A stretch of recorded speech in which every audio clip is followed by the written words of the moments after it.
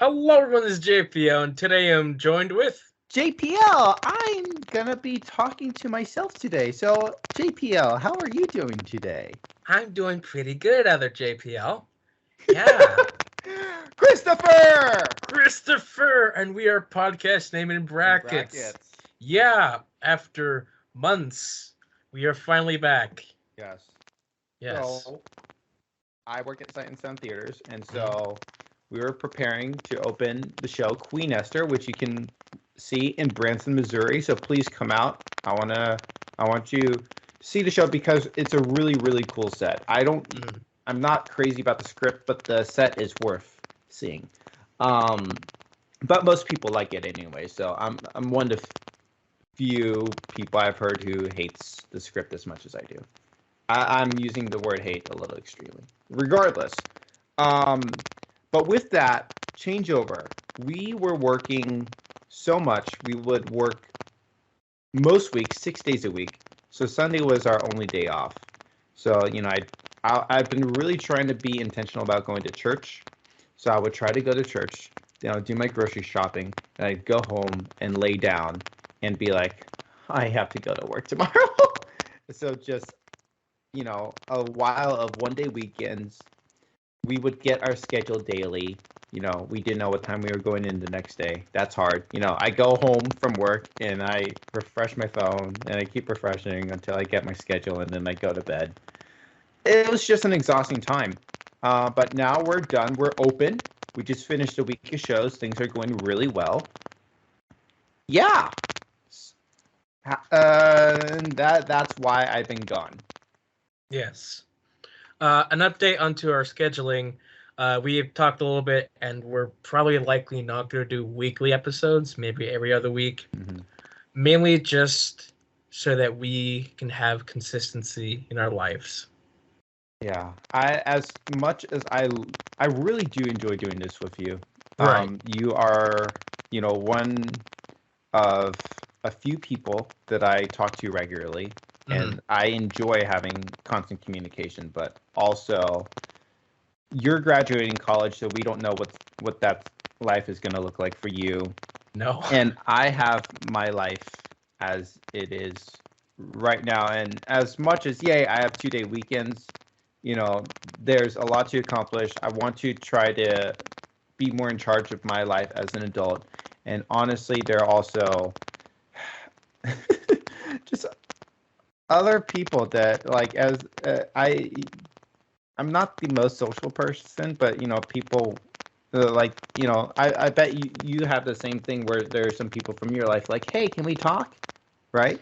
Yeah. Which is such an honor, but I feel like there's so many of those people where it becomes overwhelming. So like Sunday, Monday is like the only time I feel like I can do that.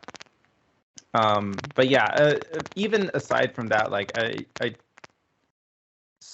like another thing is like Sunday is also a day when I call someone. He's really helped me like stay like challenging me spiritually. Mm-hmm. And so I would do that call. We would talk for a few hours, and then I go to you. And then, after that call, sometimes I'm just like exhausted, and so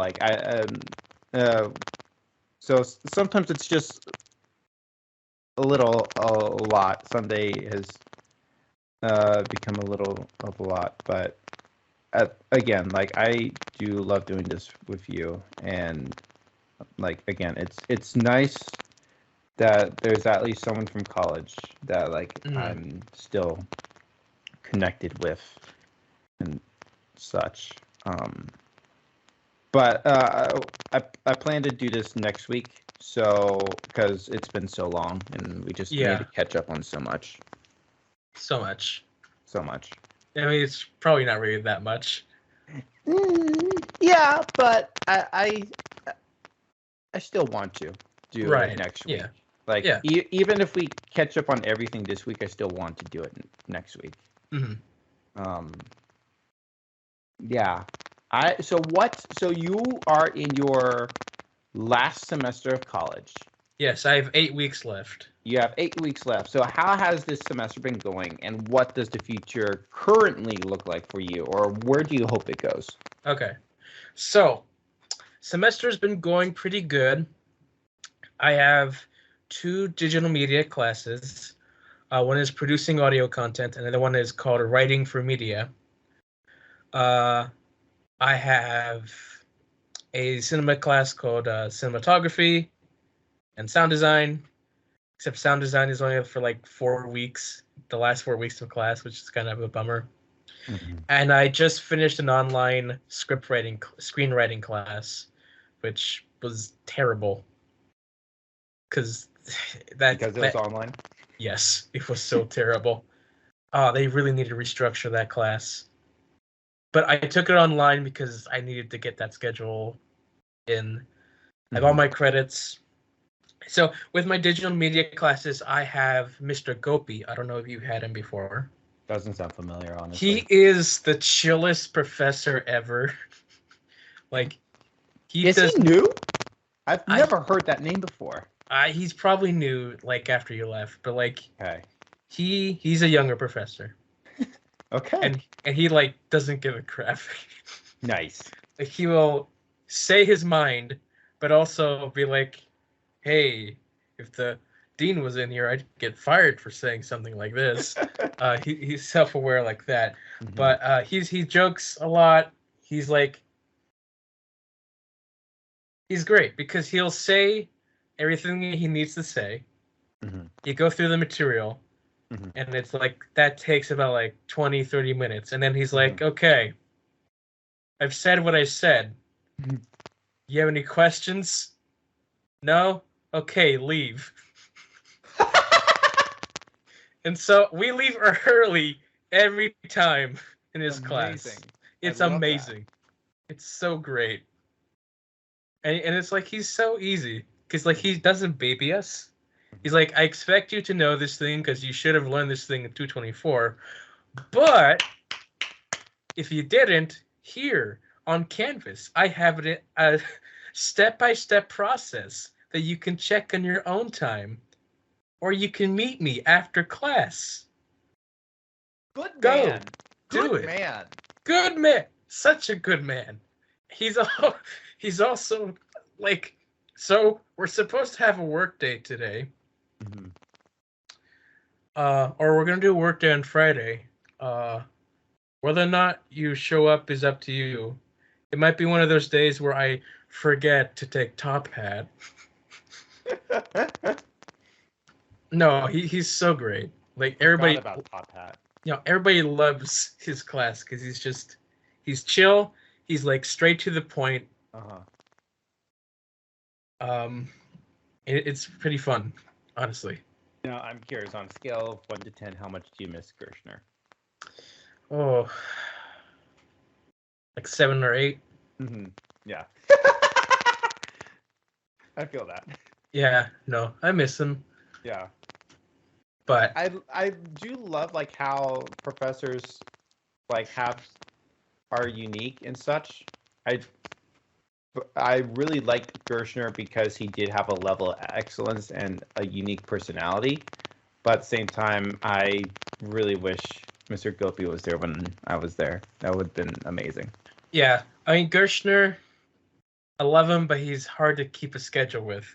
Mm-hmm. Because, he has a lot of personal stuff that goes on. Yeah. And also, he does so many classes, he can't keep track of himself. Gopi is super detailed to the point, like, we know what's going to be going on that day. Nice. And he keeps explaining each week, this is what's going on each day. I like that. And yeah, so, like, we know what's supposed to be done. And it's fine. So, yeah, I've been really enjoying those classes. Mm-hmm. Doing great. I don't really like my cinematography class. Mm-hmm. But... Is that the 101? No. It's... Oh, you already did that one. That was... Yeah, no, it's actual cinematography. Learning about camera and then lighting. Most of cinematography is just good lighting. And learning to take pictures. So yeah, no. That's where I'm at. That actually makes sense, though. Good lighting and how to take pictures. Yes. That makes sense. Okay. But it's a really chill schedule. Mm-hmm. I really enjoy. Monday, Wednesday, Friday is fantastic. Mm-hmm. I just have one class for those days. Mm-hmm. And so that's where I'm at. I have 8 more weeks left, so things are going to be hitting up into high gear with projects. Mm-hmm. Going to be writing and doing some radio dramas for producing audio content and podcasts and all that script writing fun stuff. Did you already do your senior project? I did. How did That was it went really well. That was the Emma musical that I did last semester. What? Oh, that was. I thought it was this semester. My bad. I'm so sorry. Yeah, this semester, so far we School of Music did another opera, Okay. and then we just finished Romeo and Juliet, Mm-hmm.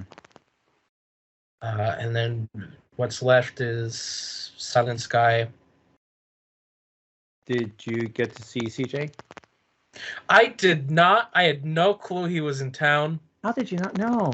It was spring break, so I didn't go to campus at all. He didn't tell me, but like he was just posted on Instagram.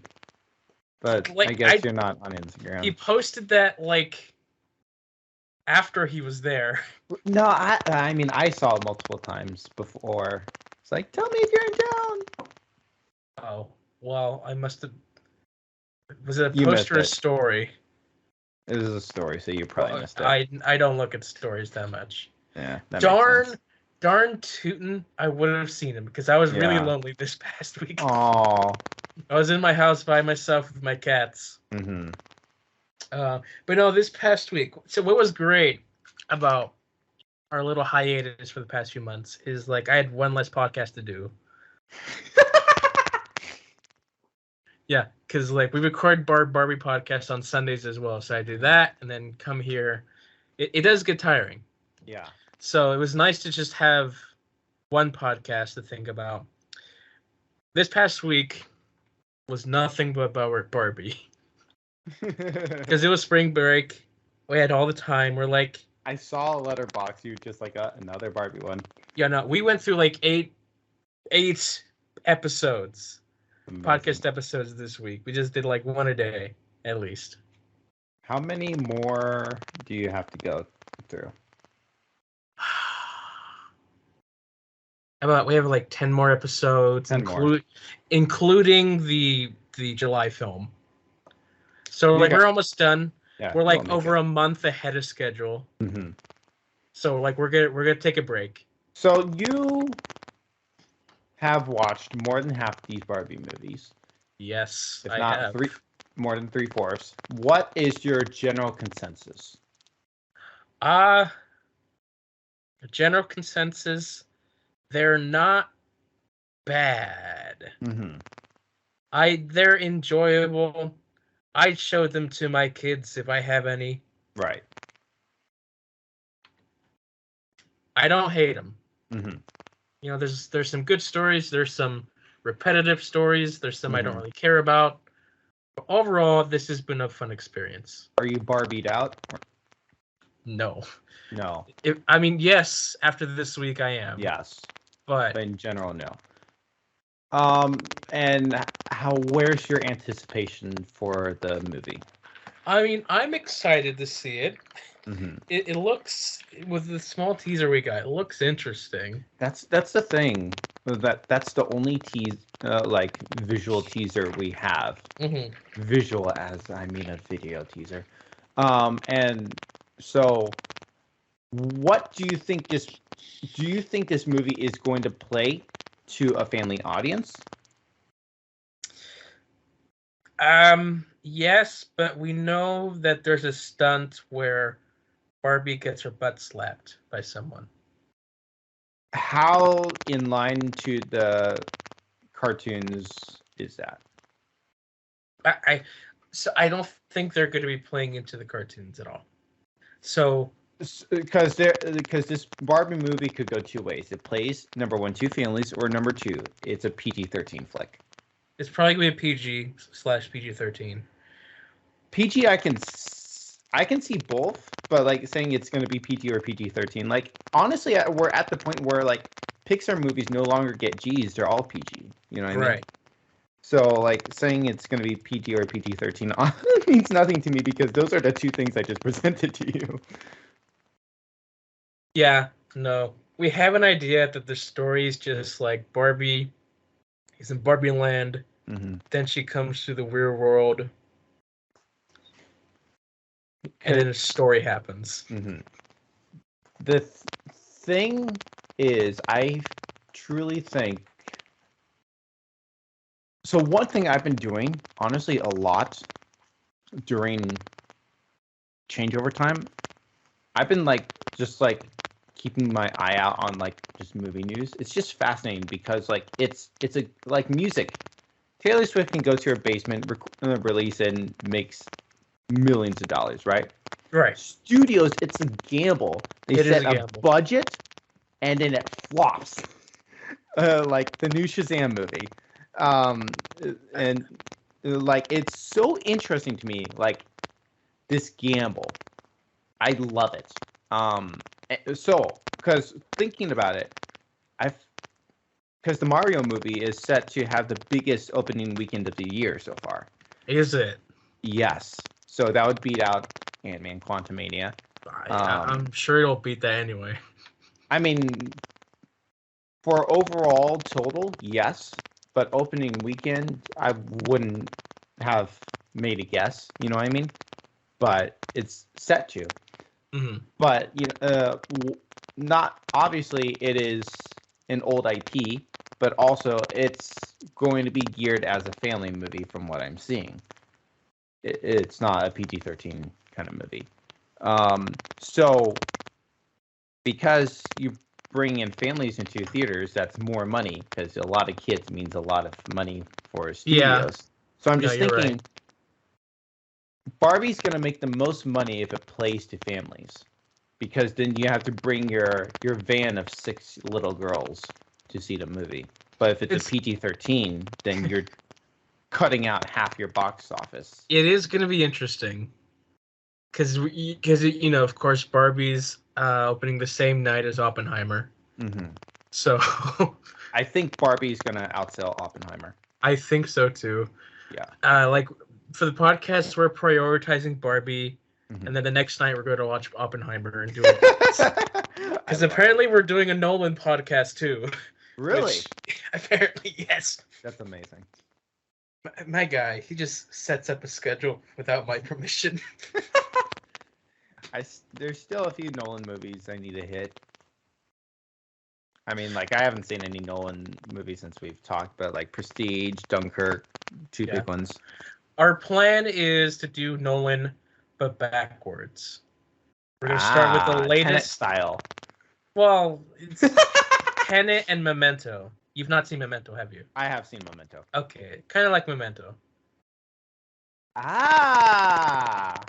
Okay. He originally was going to be full out Memento, where you have going backwards but also cutting in the middle for some stupid reason. And I thought it was too convoluted. And it was like, we're going to be watching Dark Knight Rises, then Batman Begins, and then Dark Knight. No. I can't do that. No. If he was to do something like that, it would be, we're going to stop and just watch the Batman trilogy in order. Yeah, but... Do you want to watch the Batman trilogy backwards? Be honest. I think it'd be interesting. Okay, that's fair. I honestly do have the urge to rewatch The Dark Knight Rises again. I want to rewatch that. That's fine. Because... Maybe you can join us. Maybe. For one episode. Maybe. Yeah, maybe. Okay, when we get to that point, let me know. Because I'm not dying to rewatch it right this moment. I mean, I do want to at the same time, but I'm not going to. That might be spoilers for other people out there, because we've not made this official. But that's what we're thinking. Because here's the thing. I'm continually seeing a lot of people crapping on The Dark Knight Rises. So I want to rewatch it and see if I still hold to my original opinion or if I start to agree with the people who crap on it. I've enjoyed that film better over the years. Really? I did not like it initially. Because I liked it initially. Like, yes, I do agree the first hour drags, especially in comparison to The Dark Knight. But really, I feel like the first hour is almost like on par with Batman Begins, for being honest, in terms of pace. Yeah, It's a little too expositional, but still is. yeah. There was also just a lot of conflict going on when the film came out initially. Like one, the audio mixing was terrible when the film came out. Did they fix it? Yeah, on DVD release, yeah, it's still interesting though. Yeah, Bane is ridiculously loud. I remember Yeah. that. Second, there was the theater shooting for the Batman film there, which was all the news. Theater shooting? Yeah, so at the premiere, when Oh the my film, gosh. well, not at the premiere, but like when it came Okay. out, someone who dressed as the Joker came in and shot up a theater.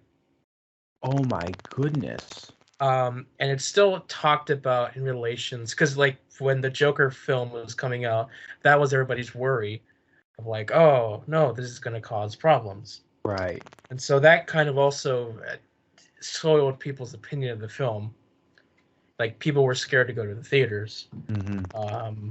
I remember when I saw the film in theater, I was like constantly looking at the exits in case something happened. Wow. But yeah, I'd never heard about that. it was a shame. Yeah, it is. Did people actually die? Yes. Holy. If I remember. Not a lot, but Still, the fact yeah. someone like no, I'm not gonna say crap. That's gonna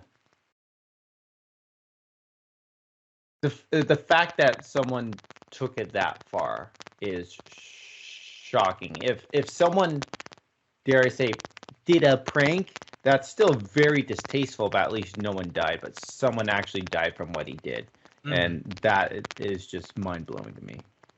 Yeah, I mean there are mental issues going on as well. Right, but still, like the fact that someone was sane enough to dress as the Joker. You know what I mean? Like insane to do it, but sane enough to be like, I'm gonna wear the Joker suit. You know what I mean? Yeah. But going back to this original discussion, yeah, 8 weeks left. Then I graduate, and I have no clue what's happening once I graduate. So you've been applying for jobs, have you? I've applied for jobs, heard nothing back. But like all the jobs I applied for are like all over the place. There's like there's Ohio, there's Pennsylvania, there's Florida, other places. I think. Yeah. Well, and, like all those jobs start like around May. So we'll see. Well, I have a tech position open in sound. It's not a sound position. Oh, so you're applying for sound positions? Yes, I am. Sound positions. Good for you, though. Seriously. Good for you. For what? Like, the fact that you narrowed down on something that you're applying for. Yeah. I mean, I kind of did initially, but then I expanded, and now I have the job that I have, and I don't love I'm very thankful for my job. I love the company, but I don't love my job. I'm planning to stay here for a year. But like the fact that you were like aiming for a specific job, I love that. I think that's really good. Because like I know that if I don't continue doing sound like immediately, I might not get the opportunity to continue doing that. So like that's what I'm doing now. I work with Greg on sound, and I want to continue doing sound. Yeah. Or I'll just I don't want to use you as an example, but you are my example. Yeah. Yeah. Because we've talked about this. How some of your skills have gotten rusty since. Very rusty. Very rusty. Yeah. It really sucks. So that's where I'm at. Mm-hmm. Well, speaking about my Rusty skills, if there's a brand that I'm part of called Semper Metallum. If I know John hasn't, so I'm not trying to poke at John. I'm just saying to a willing audience, if you do so feel the heart to follow us on Instagram, Facebook, TikTok, Twitter, YouTube, please do. So I did something. What'd you do? Last week, it'll arrive this week, I bought a used Blu-ray player. Oh. Yeah. Nice. Yeah. Used. Yes. Just like on eBay. Like I got it for like $40 or something. Oh, that's like the cost of a new one. Really? Not really. Mine. No, the cheap one I got was $60. Gotcha. Like I saw like retail price of this was like 80, okay. And there were like some like up for like bids, and maybe I could have scored it a little cheaper, but I just opted with buying something I could just buy outright. So nice. that was up to 40. And so a few things that drove me to the decision. Number one, I was at Mardell's last week, and I saw that they had a few VeggieTales Blu-rays on sale for $5 each. Ooh. And I'm like, you know what? I don't know when they're going to be $5 each again. You know, it wasn't all that they had, but it was 3 of them. You know, so I'm like, I'm just going to buy them. You know, so I did it. Then they were $3. Huh? And then they turned out to be $3 later. I actually haven't been able to find cheaper prices. I did a little search afterwards, and I actually haven't been able to find it cheaper. So okay. I'm actually surprised. Then I hooked up my computer to my projector to watch something. I've never liked doing that. I just don't enjoy it. I know it takes only a few minutes to hook it up, and actually it's a little easier now with the setup I have compared to the previous place I was at. But it still is annoying as frick. And you know, plug in the DVD player into the computer. I just don't enjoy that. And I just got to thinking, what if I bought, you know, a Blu-ray player? I just like, you know, it's always on the platform where the projector is. It's always hooked up, you know. Yeah, I can use my computer if I want to, but I'm not going to use it that often. Still, I'm not going to use the Blu-ray player that often either, but I'd be more willing to use it than to like hook up the USB thing into the computer, HDMI, my computer, and you know, and then again, like I mentioned, the USB thing, like the external DVD drive. It's like, so I'm like, yeah, I'll buy a Blu-ray player. So I did, and so it will arrive this week, and so I don't think this is necessarily going to be like the hellhole of money that vinyl is going to be. But just like when I started collecting vinyl, I want to establish like a base collection, right? So is Wally going to be your first purchase? I thought about it, and I decided not. We have the new release, the Criterion collection. Oh, right? So you got the Criterion collection? No, what I'm saying is I will be opting for that one, but because that is available, I'm not that desperate to buy it as my first purchase, you know, because yeah, it'll be there. I'm kind of like looking like a few things like on eBay like that I can kind of find cheap in the moment. Um, for example, actually, there was like a steelbook copy of like Captain America: The First Avenger.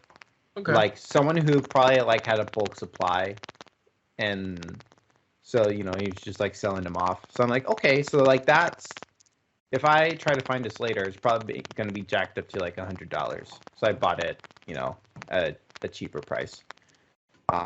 So just getting a few. I want to try to not buy too much, for immediately kind of thing. But Oh, yeah. I went to a thrift store today, and so I found Logan 4K 4-disc set with the newer versions Oh, for less than $5. what? Yes. Nice. Yes. Really nice. Really nice. I saw Target and Netflix did a release of Stranger Things, Okay. physical. So they did 4K Blu-ray. So I found at the same thrift store the Blu-ray DVD combo pack for Stranger Things, again, less than $5. So I'm like, that's really cool.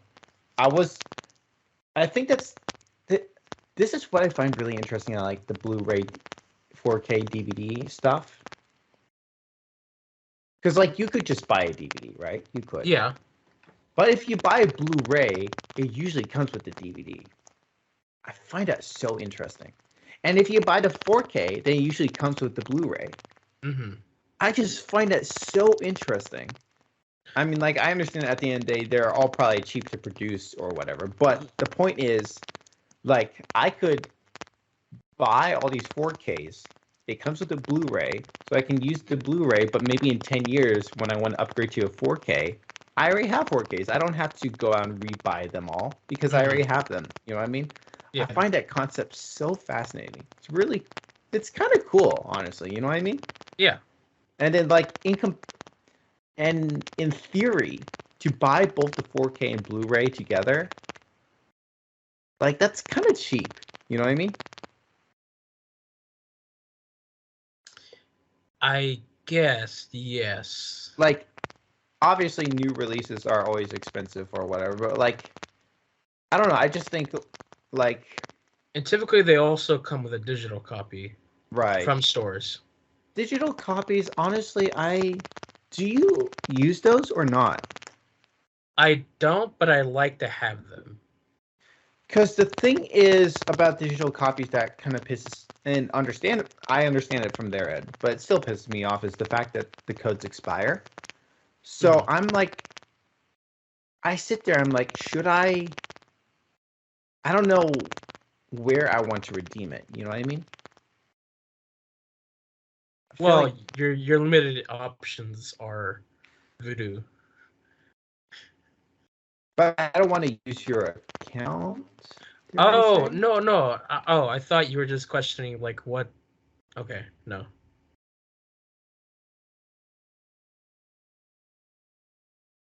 But there are other options you're saying though, right? Or is Voodoo the only one? See, the thing is, there were a bunch of options, but they've all combined. So, even though they'll have a different name, they're all part of the same thing. Okay. I'll look into it one day.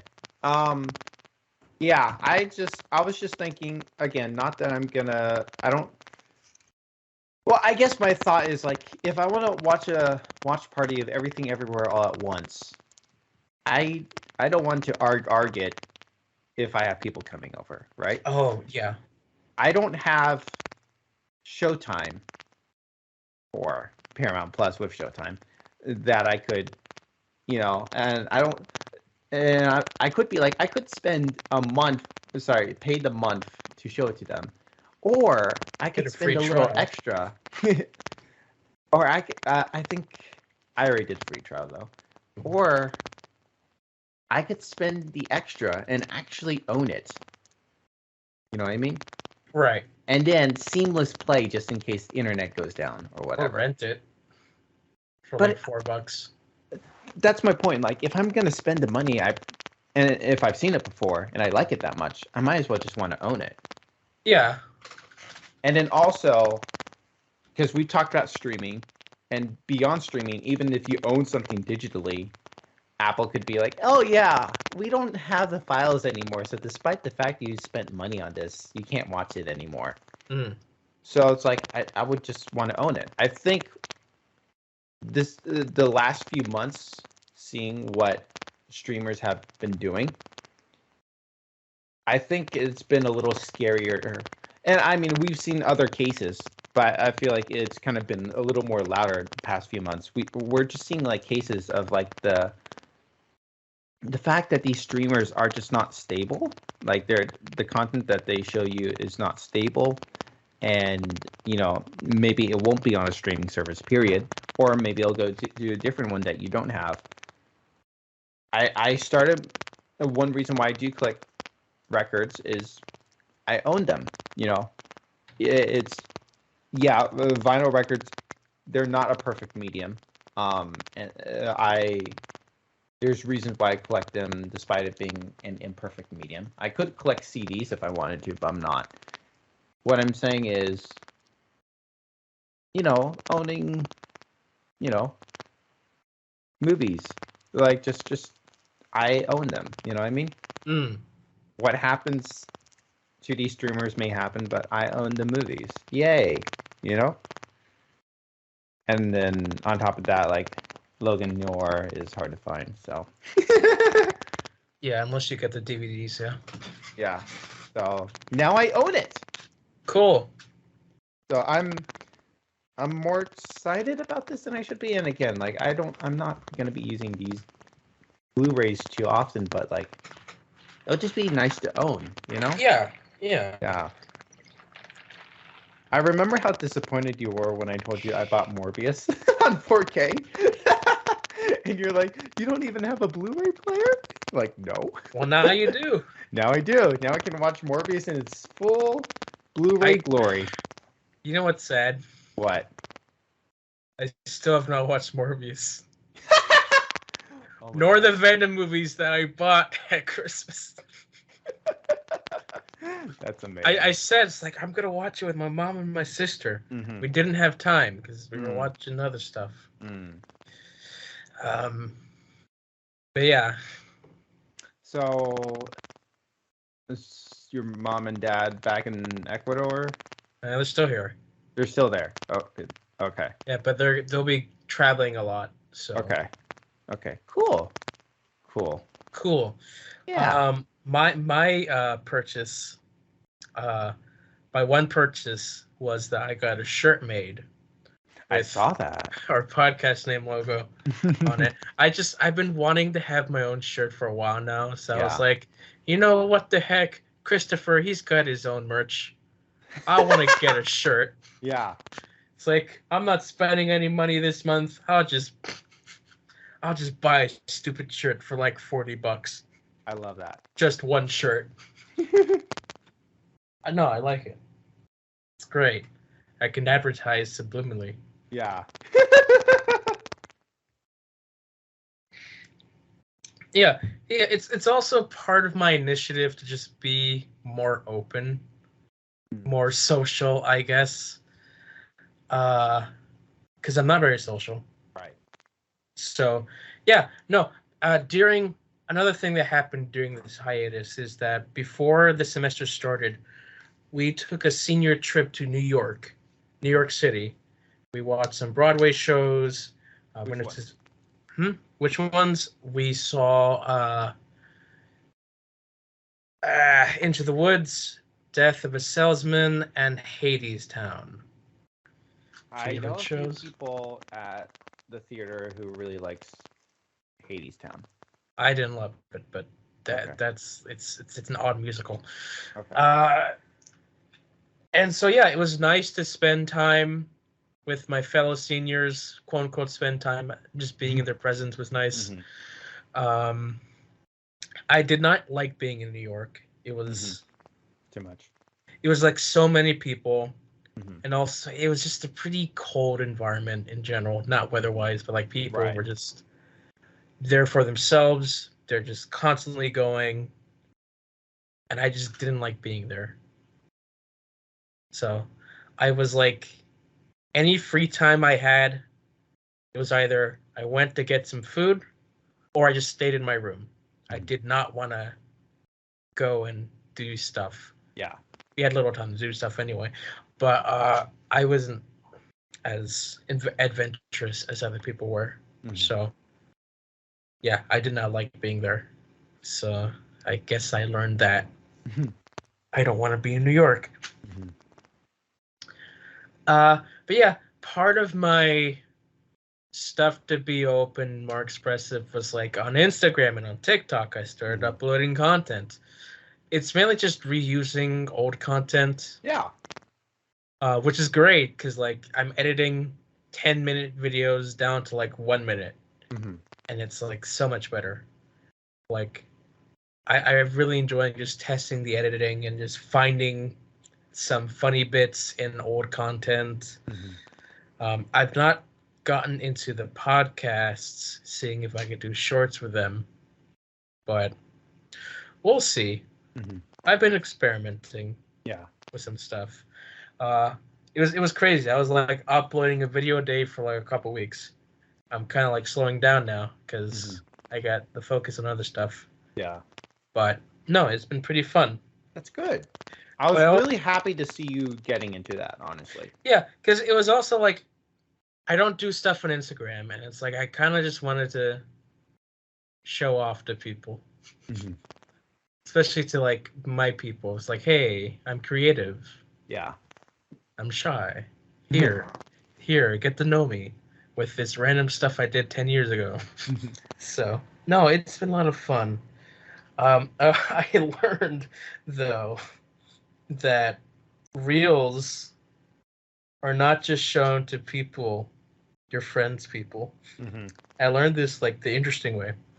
I spent like a few days working on a video. I was like, yeah, this is going to be a good video. I put a lot of work into this. But while I was doing that, I saw my cat doing something cute, and I filmed that.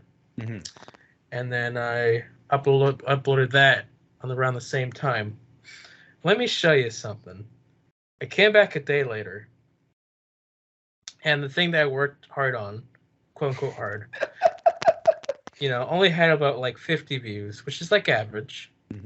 But the other one with my cat is like 1,300 views. Really? 1,300 with like 140 likes. Wow. And I was like, what the heck? That was no effort. I just filmed my cat, and it's like so many views. That's amazing. I hated the notifications I kept getting, because apparently there's no way to turn off notifications. There are. No, it wasn't working. I kept getting them. Okay. It was a fun time. Just seeing that, it's like, wow. For me to be successful, I just need to film my cats. Seriously though, it really is like the stuff you put no effort in. Does like the video I mentioned off air. Video on TikTok I made has hundreds of thousands of views. And I woke up one morning, had the idea, took me 5 minutes to put together. It really was a low effort. Yeah. Lamest of ideas. Yeah. I mean, it was a good idea. Well done, but also not as high concept as some of my other things. And it's now my most viewed video. Beat it within 24 hours. It's wild. It is wild, just the things that happen. Just film your cats more, John. Yeah, but I was kind of like, I'll just go film my cat just for like my friends. And then who's this other 1,000 people that watch this stuff? It's amazing, though. Well, don't you want to grow as a creator or not? I'm just curious. Not really. Okay. This was just like for fun. You can limit your audience on Instagram. I believe you can. I guess, yeah, but I didn't want to do that in case other people wanted to. Okay. But I it's don't know, like 'cause- it's not my intention to get thousands of people. But like if they wanted to find me, they could. Has your views of as a creator shifted? As shifted in what regard? Did you want an audience in the past? Yeah. But again, I wasn't really focused on getting it. It was just like I wanted to do my own thing. If I got an audience, that'd be pretty neat, but I wasn't going to put the effort into maintaining the audience. If you got an audience like right now, would you be cool with that or not? It'd be cool. Yeah. I don't know what I do. Let's say you have an audience, but it's still not financially supporting you. Like, obviously, if it financially supports you, then of course you want it. But like, if it doesn't financially support you, like, how do you feel about that? I feel like I feel now. It's like I'll post something when I can. Mm-hmm. Peace out. Okay. So interesting the way you think. I mean, that will change when the moment happens. Right. But right now, that's fair. This is what I think would happen. That's fair. That's the logical choice to make. Mm-hmm. I guess I'm kind of that way with my stuff, but also like I'm not putting effort to whatever I'm putting into my brand right now. I know isn't going to take my channel to the next level. Mm. Unless by some miracle it does, but I doubt it. Like, yeah, what I'm doing right now, I'm not even trying. Like the Semper Metalum stuff, I am trying to, grow that audience or whatever. But my stuff, like, there's some reactions I've been meaning to post. Those reactions I know for a fact that they're not gonna do well. I just want to get them out there. Yeah. It's an interesting time. Yeah. You know the reaction videos that we recorded years ago that we haven't done anything with it? Yeah. I might want to do something with that. You want me to send? Did I send them to you? You did. Yes. Okay. Go ahead. Use them. For like Instagram, I might do something with that. I'm totally okay if you want to use it. I mean, I was gonna use it anyway. I mean, I sent it to you to use it. You did. Or, I mean, more for you, but yeah, go ahead and use it. Go ahead. Mm-hmm. Yeah. Yes. Oh, I got a new computer. You did? Did. What? I'm not using it right now. For this, but yeah, no, it's great. I could do homework at the university. It's pretty neat. I could have it in class, take notes that don't actually take. And you can play Minecraft. Well, I don't do that, but oh. No, it's pretty nice. Yeah. Awesome. I've been editing on that one. It's like, wow. Yeah. My thing doesn't freeze every 2 seconds. Yeah, that's awesome. It's awesome. I'm so happy for you. I can use Premiere Pro and my drivers aren't out of date.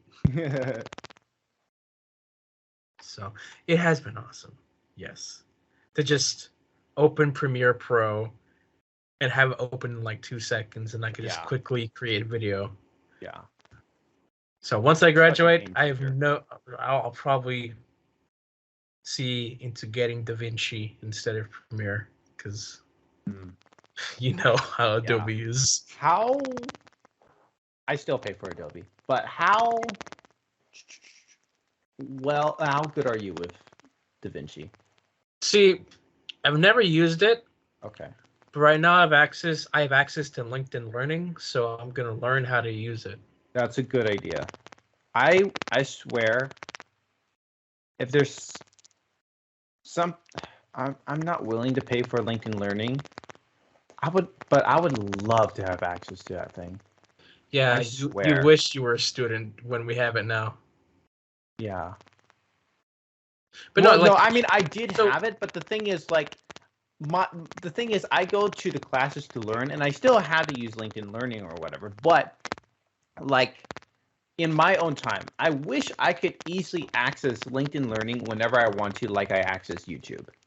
You know what I mean? yeah. If I want to sit down and learn something, I wish it was that easy to access, but I can't. Well, I Like, think you can get a free month. On but LinkedIn the Learning. thing is, like, I'm not gonna use that month. You know what I mean? I want to access it like I access YouTube. Just be like, oh, what's this? I want to learn this real quickly. Go to LinkedIn Learning. Wow. You know what I mean? Because I'm not that active right now to like learn stuff. Like I'm doing a lot of things, work or to stem from Mattelum stuff. Like I don't necessarily have the time to learn things, but like if I encounter something I need to learn, it would be nice if I had LinkedIn Learning on hand. You know what I mean? If I didn't have my job, then maybe I would just go on LinkedIn Learning and learn as much as I can. But like that's not my life right now. Mm-hmm. So yeah, new computer. It's pretty nice. Yeah. I still just watch videos on this old one, Mm-hmm. and then if It's I nice move, having two computers, honestly. it is nice. One for working, and then Mhm. one for just chilling. Yeah. Even though this thing's still pretty slow. Mm-hmm. It's nice that I don't. It's also great because the other one I can just take anywhere in the house, unplugged, Yeah. and just work. I could work in my bed. That was so nice. Mm-hmm. Just unplug, work in my bed. Wow, this is so cool. Yeah. So, this is what people live like with laptops. Yes. What have I been missing? It's smaller too. It's not that small, but it's smaller. All right. So, news, I guess. I guess news. Okay, so let's touch on the big thing, DC. Okay. Well, yeah. I mean, I don't think we have. Looking through Discord, I did message you a bunch of times, just like whenever I heard announcements. Showtime and Paramount Plus, they're doing a merger thing. I don't know what that is. Honestly, though, like that means less streaming services out there, so I'm happy about that. You know what I mean? Pretty good. Yeah. The Spider-Man movies, they left Netflix. They're still on Hulu, but I think they're leaving Hulu soon. Okay. Yes, and then the big Disney DC plans. Disney. Yes. Interesting. You're more involved with DC, so obviously your thoughts hold more weight than mine. It's interesting.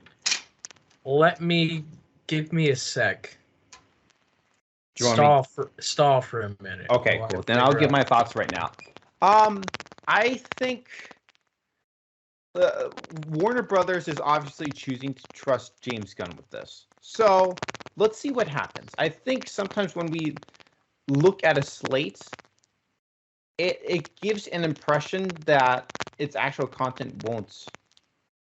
That will be different. For example, like Marvel, we're more excited about the slate than we are about the actual content. I think DC could. I'm not saying it is, but it could be the opposite. When we're looking at the slate, and it's like, what is this? And then we see the content be like, okay, this is better than I thought it would be. But at the end of the day, I don't know. I'm not a DC fan. I don't really know. If there's one project that I'm most interested in, it is the Supergirl movie, because I'm a freaking simp. But I think actually the concept of it is actually really intriguing. Though I do feel like it is going to be an R-rated flick, so I don't think I will watch it. But I think that the concept they have set up for that one is the most interesting. I think it is really. I heard what James Gunn kind of said about, like, the Flash movie kind of resetting the DC universe, and not everything is going to change. The Waller show, I think, is the most prominent example. There's part of me that kind of, I understand both sides. I think it makes, like, you don't have to, like, just because the universe evolved into a new one doesn't mean that every single element had to change. But at the same time, I feel like a full reboot reset holds more weight than 70% reboot. Yeah.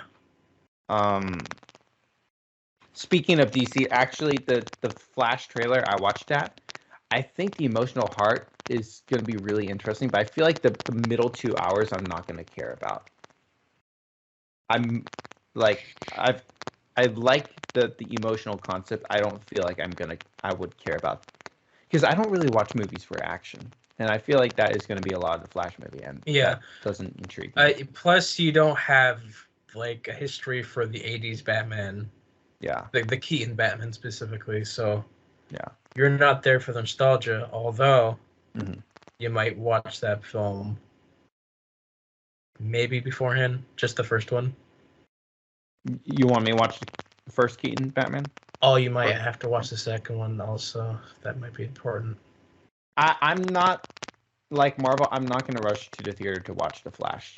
Yeah, no, I get that. So there's time for you to check it out or whatever. But like, it still looks, it's out of all the DC movies, it's actually the one I'm most willing to watch. It's based on an actually pretty good story comic compared to the other ones which haven't been that great. Mm-hmm. So because of that, I'm like, yeah, I like this story. Mm-hmm. Will it be as good? Probably not, but I think it'll still be interesting. Mm-hmm. But yeah, I'll try to wrap up my slate thoughts. I think again, these are just titles. Too early to tell. We'll see what will happen, and if it flops, it flops. But at the end of the day, DC needed a reboot, so we'll see what will happen, and we'll go from there. Yeah. My thoughts on the slate. What I said on Discord was very quickly. It's like there's like some very obvious choices that like make Superman. sense, like Superman, like Batman.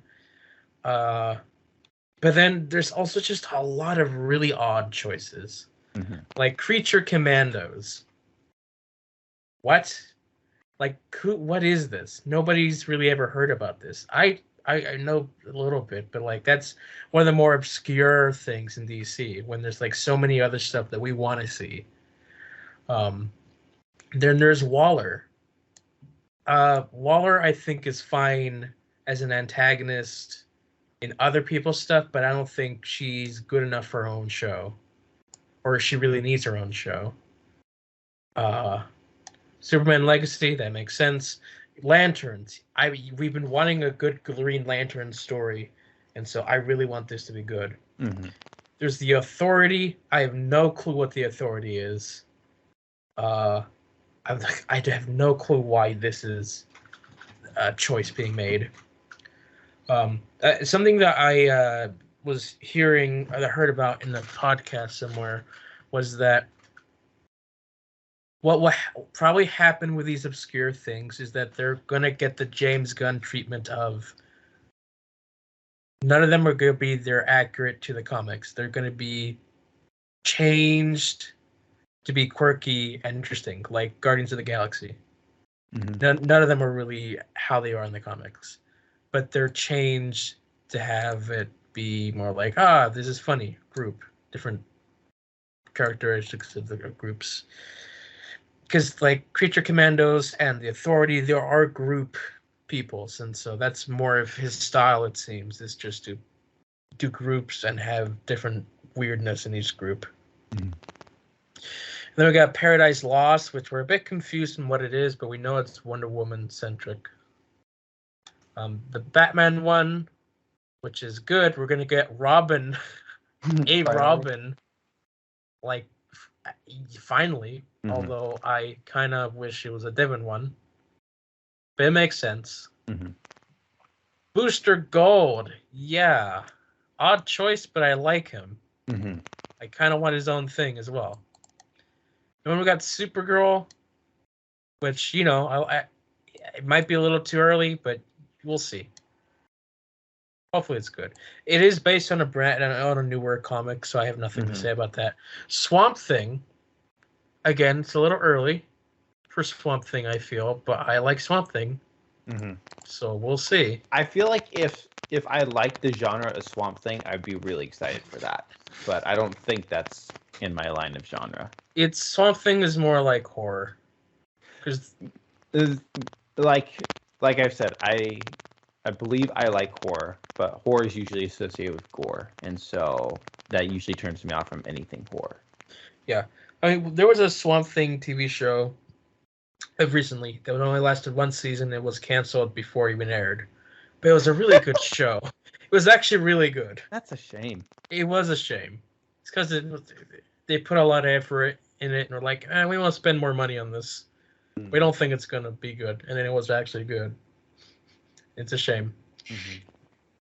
But it's also like they also have like the old universe that they're slightly continuing with Aquaman, and then Blue Beetle, which I want Blue Beetle so badly. Okay, so are Aquaman and Blue Beetle pre-Flash or post-Flash? They'll be releasing after Flash. I know they're releasing after, but in sequence of events. So it's a little confusing about what this is, but right now the idea is that they'll be separate from the new universe. They'll just be like a closing of the old universe. Okay. How excited are you about Blue Beetle? I'm really excited. Because, like, I saw like a few pictures like the suit, like, oh, that looks pretty good. I feel like that movie could be good. Like, just a straight up good superhero movie. I love Blue Beetle as a character. I like that the suit is actually a suit, and it looks pretty accurate to the character. I love the actor playing Blue Beetle as well. So, like, yeah, I hope it's really good.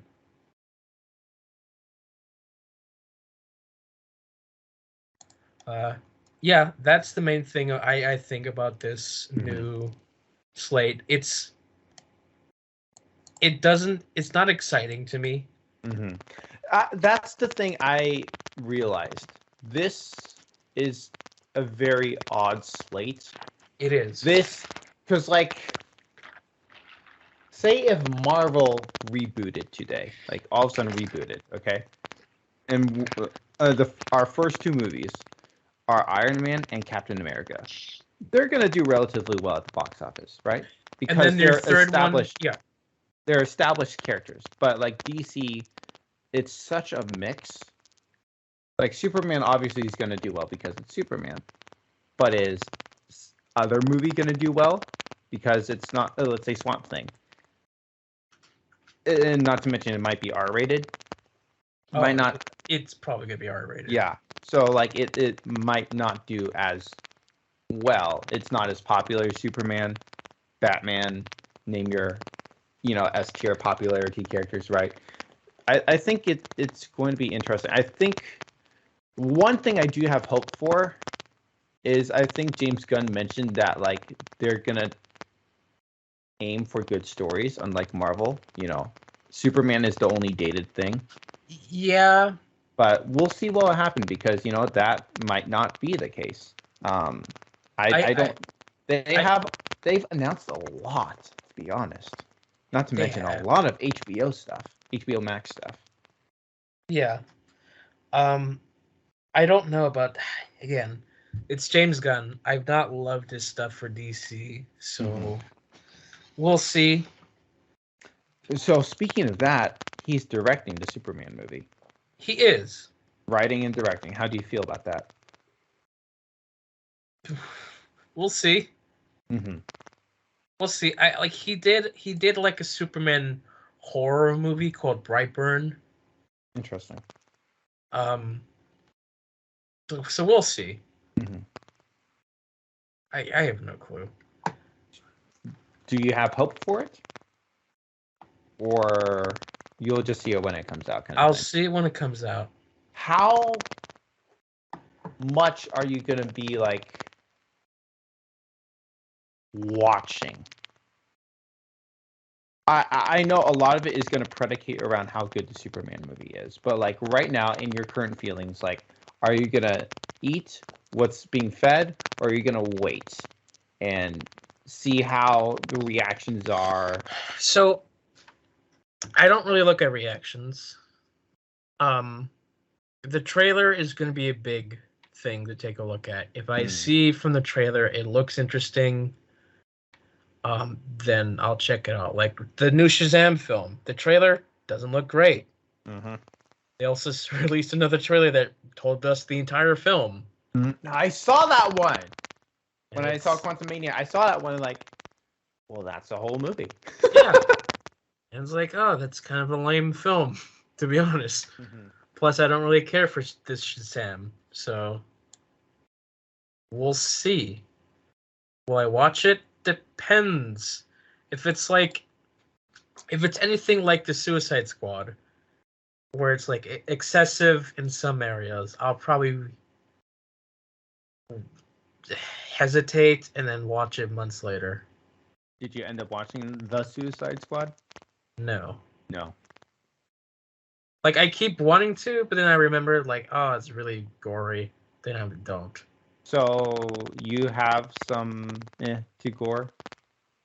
I didn't realize that about you. See, no, like, gore is fine, but, like, excessive gore, which is the Suicide Squad.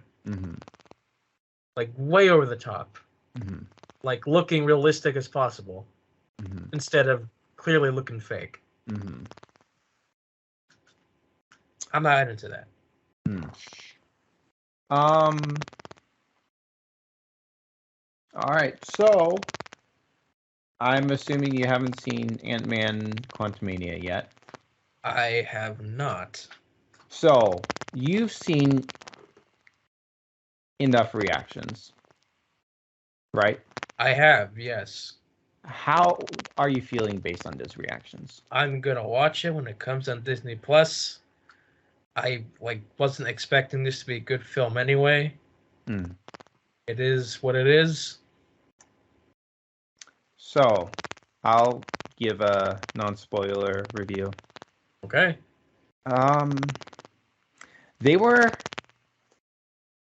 This is our second MCU product with a Kang. So we know what the end result of the saga is. Kang Dynasty, Secret Wars. So obviously this is, another chapter leading up to that. And so, not to mention, someone behind the scenes at Marvel said this is like the Civil War, Civil War level of importance. I actually think it's more comparable to the first Avengers movie because of how early the first Avengers movie was, and other elements that I'm not going to talk about since you have not seen it.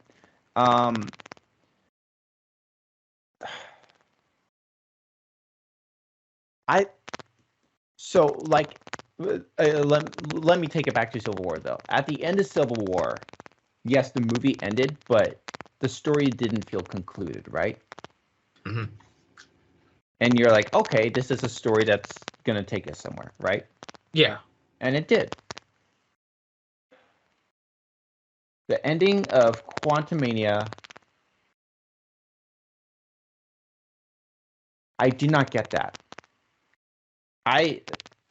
In a different way. I did not, end of Civil War, I had an idea of where Marvel was going to go, right?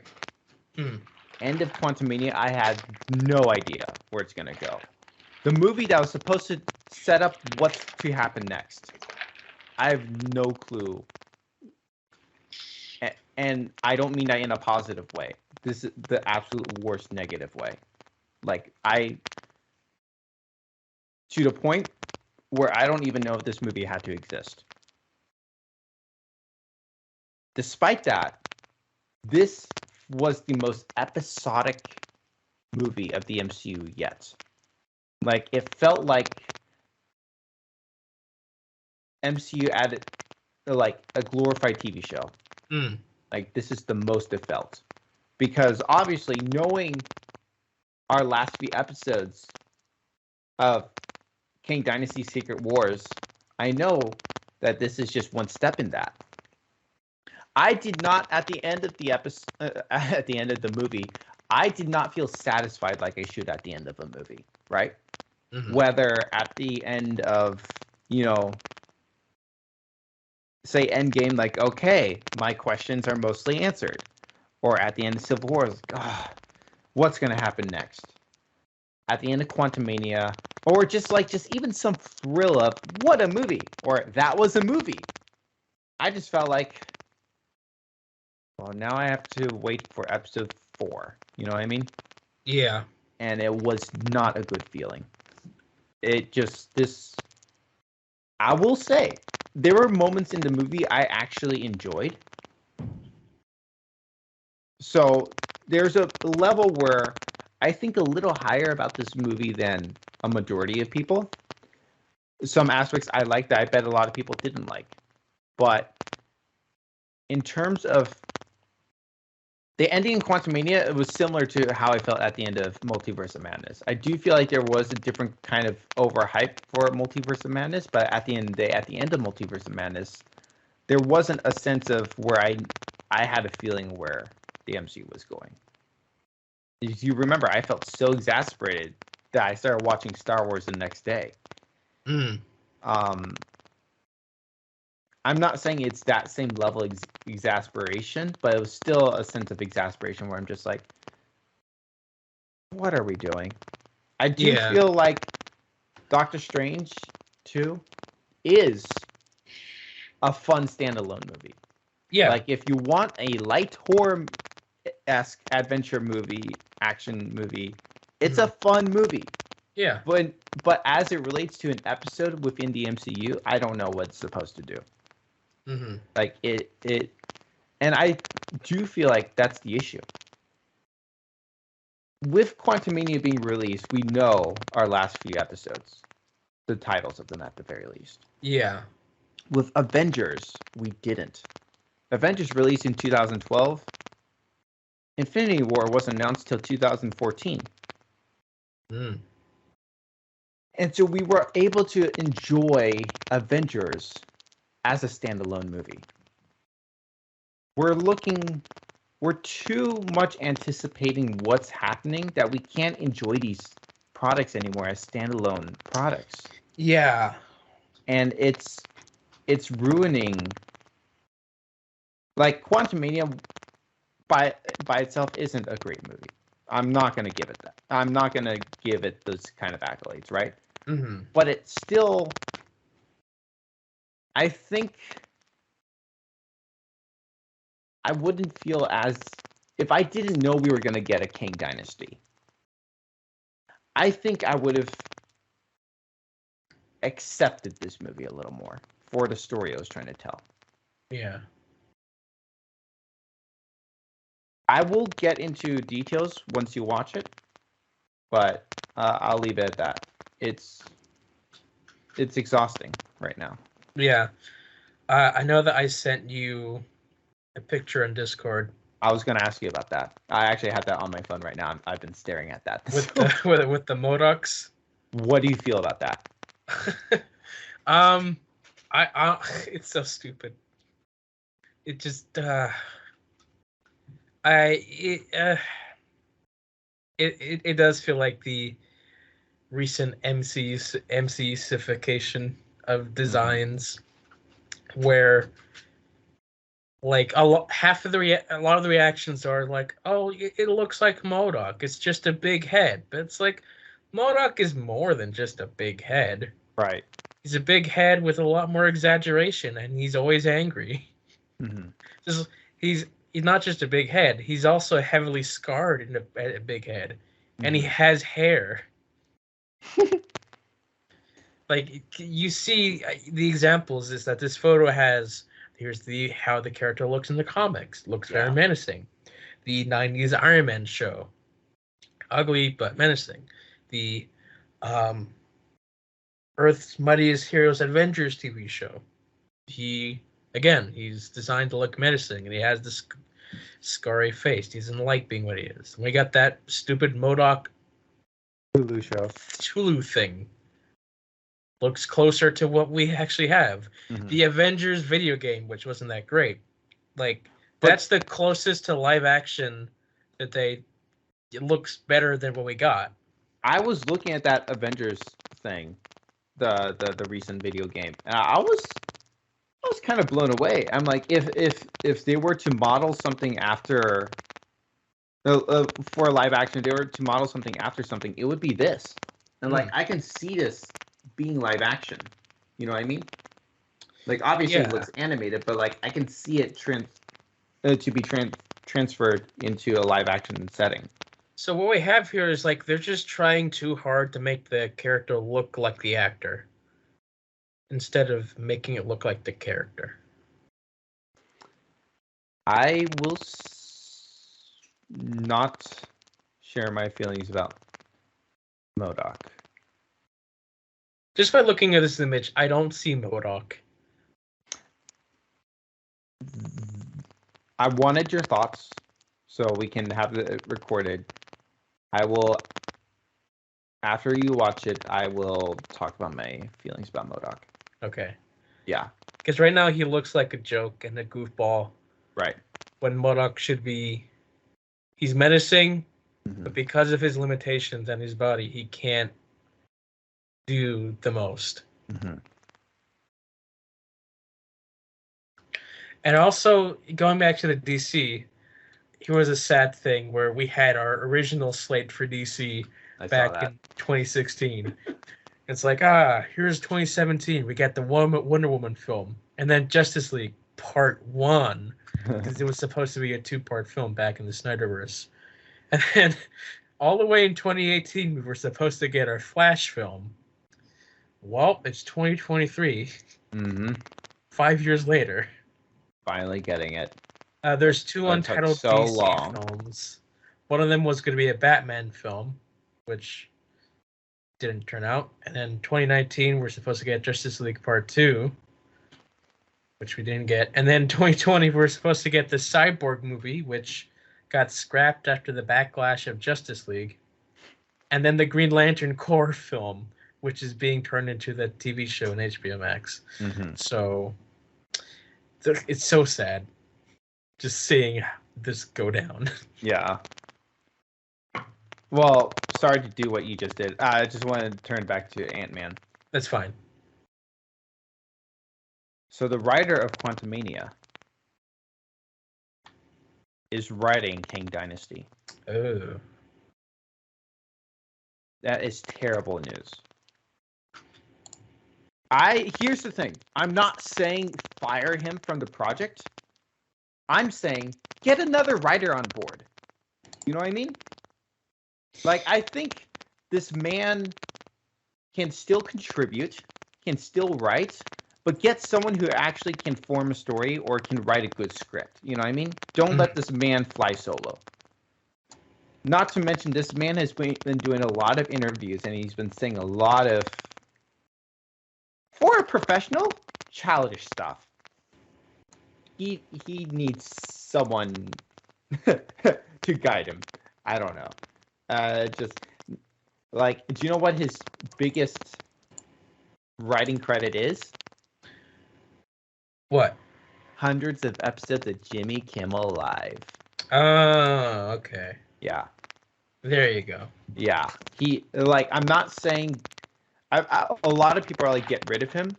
And I mean, if that happens, I'm not going to cry about it. I'll be very happy about that. But I am saying, don't let him fly solo. If you let him fly solo, oh my God. Not to mention, who's writing Secret Wars? Multiverse Madness guy, Loki guy. Like, get him another guy as well. Like, I bet he has ideas. I bet not all his ideas are bad. Don't let him fly solo. Just don't. Yeah. So I'm because the 2 things that brought me into Marvel were, number 1, the writing. Not necessarily, okay, that's a little too far. The stories. I enjoyed the stories. Like Iron Man, I really enjoyed its emotional heart. It hit me with, and at the end of the day, I've enjoyed Marvel's stories. You know what I mean? Yeah. I don't anymore. I'm not enjoying these stories. And number 2, we're not going to get this saga. I was in class, I had to watch an action I watched an action adventure movie, and I was down between Star Wars and Marvel. And what was the thing that chose me to choose Marvel? Was the fact that Marvel happened in our world. Yeah. Star Wars didn't. And there were other factors, but that was a significant one.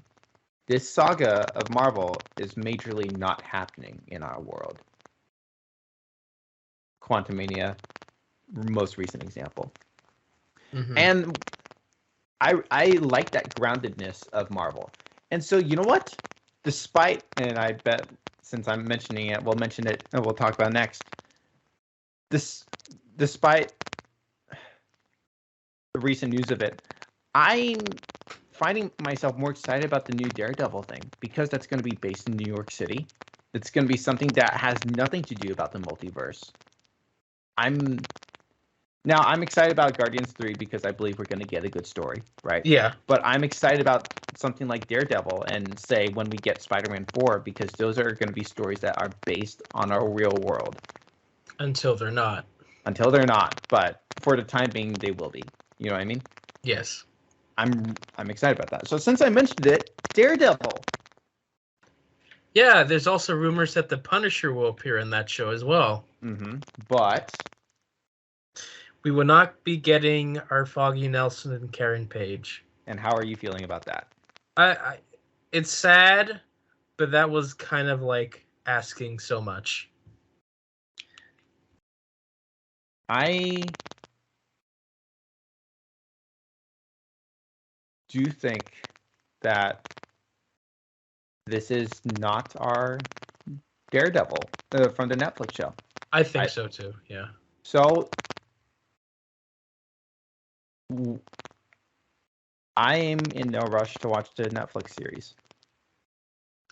I do think that I do think that it's like again the multiverse thing where you can have the same actor, but it's like a different universe. Because this one is again much more athletic, and Kingpin is much more powerful than what he should be. So, I think one day I'll watch the Netflix thing. I think I will one day, but when you go through your marathon. Yeah, I don't know when I'm going to do that. Just again, the MCU is just becoming more disappointing each day, and I'm in no rush to do that. Yeah. So, really. But like, if I don't do my marathon before this new Daredevil series, I'm not going to be like, oh, I must hurry up and watch it. No, I'm just going to watch the new Daredevil thing. Yeah, I think there will be events or elements for the Netflix thing that will be referenced or impacted by, but I don't think they're going to be tied to it. Mm-hmm. Not to mention, I don't know if you heard this. Kingpin's wife is recasted, different actress. Okay. So again, different universe. That's a bit of a shame, but it's, I guess. Yeah. So, yeah, I'm not, and when I say excited, I'm not like dying excited to watch it, but I'm excited for the groundedness. Yeah. I want that again. Another thing about podcasts, because me and my friend, we're just talking about different podcast ideas. One of the ideas of his is to do a podcast going through all the Marvel movies, specifically the MCU, including the Netflix stuff and TV shows stuff. But he says, like, we'll probably not do that until the MCU is, like, dead and gone. And so it'd be more like a retrospective after the fact than during. So Kevin Feige did an interview, and he said, it's not a direct quote, but it's pretty on par quote. He said, Marvel Comics has been around for 80 years. I hope Marvel Studios is around for longer. What does that say? They have no plans to stop. I think there could come a day when the quote Marvel Cinematic Universe may stop, but the studio themselves can still produce Marvel films. Yeah, I think Marvel should look more into like Elseworlds, like DC is doing with Batman Part 2, Joker 2. Yeah. I would, because I want my Agent Carter. I want my Agent Carter either season 3 or a cap off movie. But like, what if someone wants to tell a gritty story about Iron Man? We're not going to bring back RDJ to do that. Get a different actor, tell a gritty story, one-off movie, R-rated crap, Like I think it would be cool if like Marvel Studios felt the freedom to do that. Because I mean, what are we getting? We're getting that Spider-Man Freshman series. That has nothing to do with the MCU. You know what I mean? Yeah. And so and then our little What If and Zombies knockoff brands, like, let Marvel Studios create some Elseworlds content. I think, I don't know, do something like the Batman movie. I think some people will really like that. It doesn't all have to be the MCU. Yeah, so DC's doing like a good directions in that they're accepting Elseworld content, and they're going to be actually calling it Elseworld content on the film, so it's not going to confuse audiences. The thing that I don't like is they confirmed that future video games will be set in the same universe with the same actor playing the characters, which I don't love. Yeah, you want more Elseworlds. Well, I don't love because then it's like cross stories that don't really work. Like characters will be better in the video game than they are in the films, and it's like, why can't you do this in the film? We saw you do it in the game. Yeah. So it's specifically like comics as well.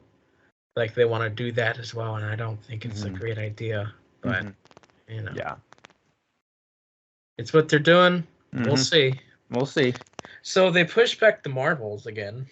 Yes, I'm very happy about that. Well, not to mention, to add to that, on Disney Plus I don't know, Disney website, whatever, they had like a list of like Marvel shows with like dates. Like say Agatha was like, late 23, 24. Uh-huh.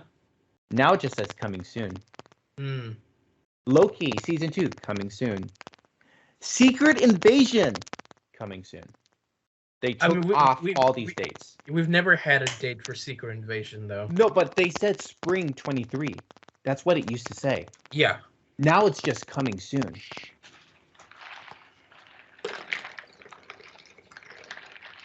In my mind, big win.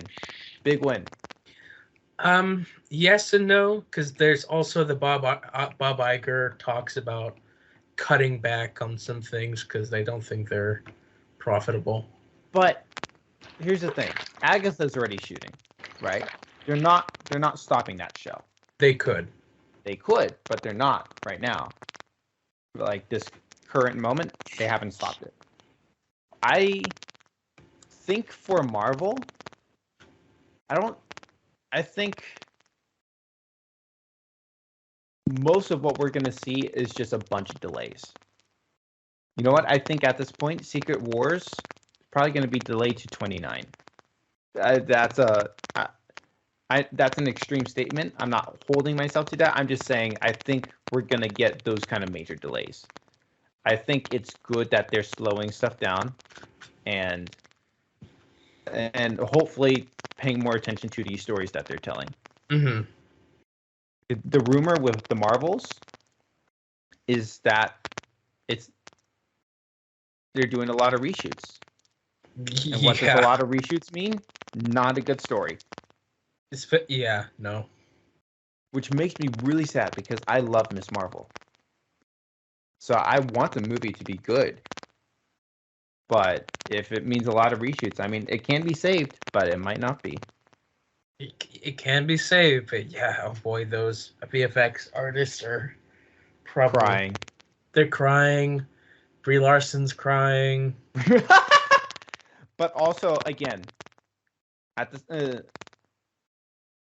fact that we are seeing delays, hopefully, VFX artists will be smiling a little more. Mm-hmm. Yes, hopefully. we're talking in my cinematography class. We were just talking a bit about the VFX artist situation, and like he believes that there probably is going to be a point where they're gonna strike and try and unionize. And he says like the problem with the VFX situation is the same problem with the video game industry, where part of it is that one, they're overworking the people, but it's also like they're doing the most they can to pay less, in that they'll hire someone for a certain amount of time, and then fire them after they get to that point, because if they continue past that, they have to pay them more. And so they're constantly bringing in new people to work on shots. And here's the problem: those other people could be integral to making the shots work, but then some new guy doesn't know what he's doing, and so it doesn't always look similar because so many different minds are going together. And apparently there's the same thing going on with some video game companies, and that's why video games are taking so long to make, and when they come out, they're a buggy mess. So changes need to be made. Yeah, I think one big...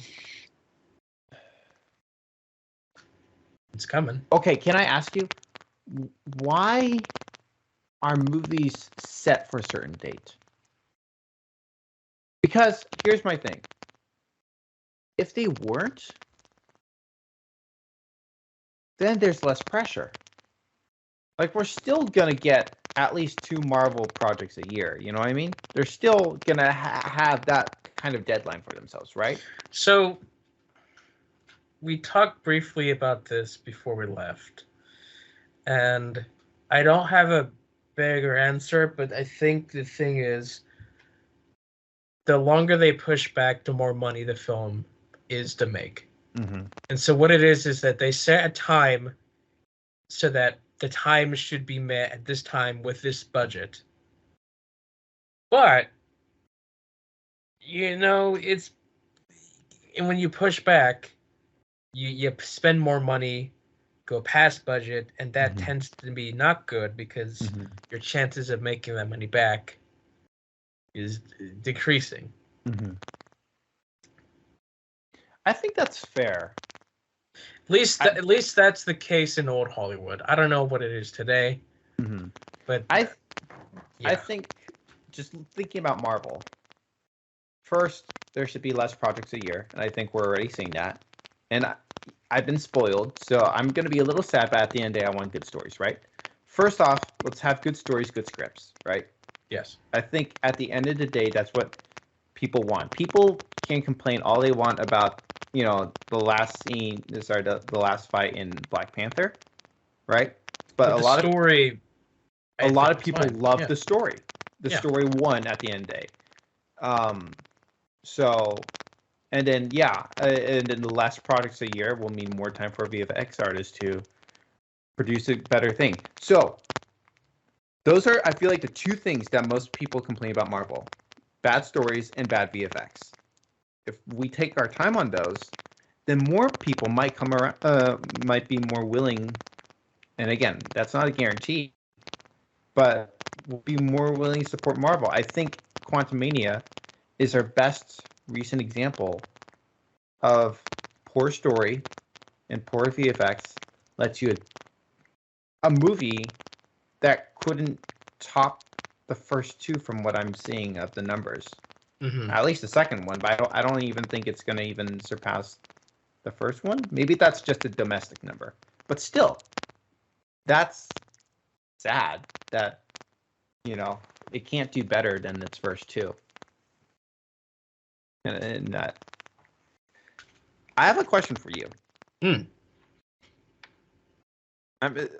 I'm just throwing this hypothetical. Okay. What if one day Disney's like, okay, we're going to hire a crew of people and they're going to touch up Black Panther? How do you feel about that? Because again, a lot of people complain about the Black Panther Killmonger train fight scene, about the VFX being rough for that. how would you feel like if they hired some people to go back and make the movie look better? I think that is fine as long as the option to view the original is still there. Because, see, we have Star Wars has different editions. There's the original edition, then there's the 2000 special editions, and then our latest editions.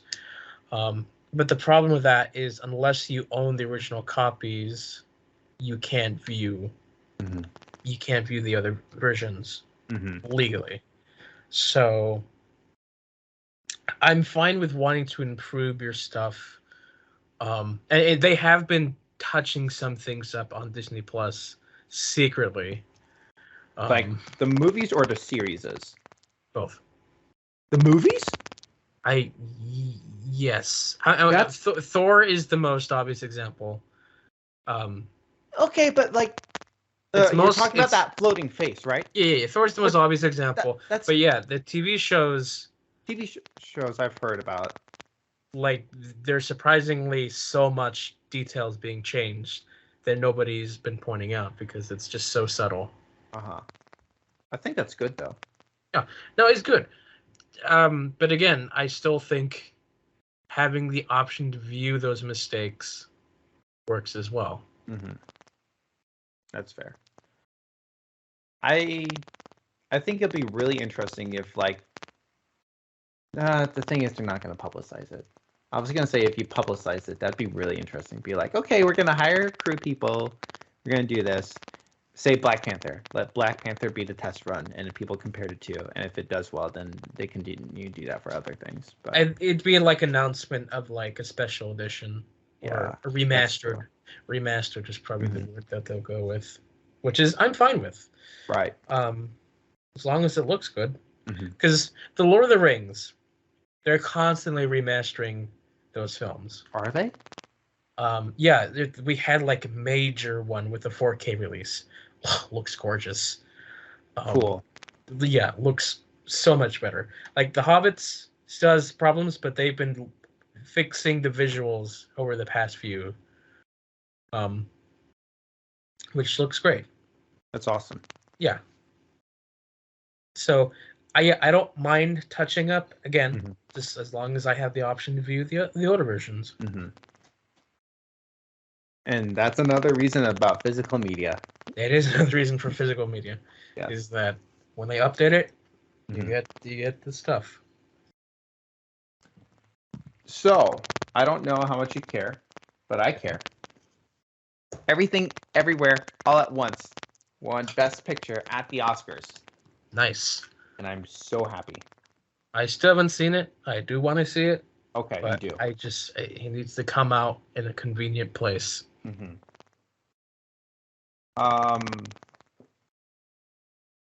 Yeah.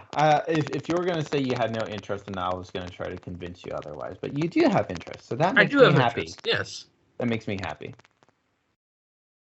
I think that's really good. Yes. All right. I'm just looking for other news. Other news.